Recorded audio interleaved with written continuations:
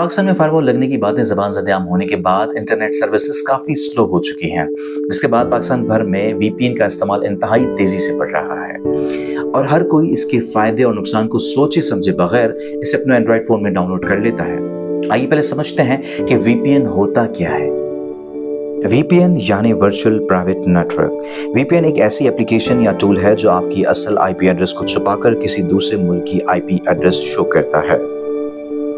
इससे आपकी real time जियो location यानी जहां आप फिजिकली मौजूद हैं उसका पता लगाना काफी मुश्किल हो जाता है।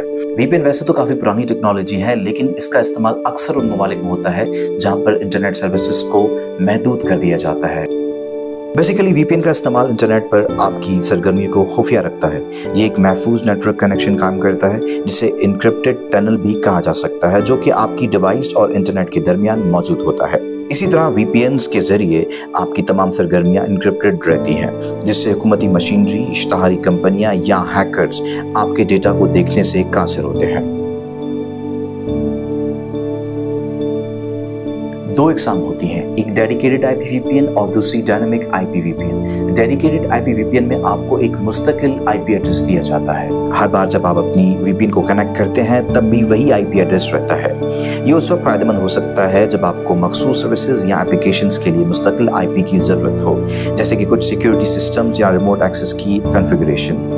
और दूसरा है डायनामिक IPVPN, जिसमें आपको हर बार कनेक्ट करने पर एक नया IP एड्रेस मिलता है। ये तब्दीली अमूमन उसी मुल्क के IP पोल से होती है जिस मुल्क से आप कनेक्ट होना चाहते हैं। ये किस्म ज्यादा राजदारी फराहम करती है क्योंकि आपका IP एड्रेस मुस्तकिल नहीं रहता और ये आपकी ऑनलाइन शनाख्त को ज्यादा मुश्किल बना देता है।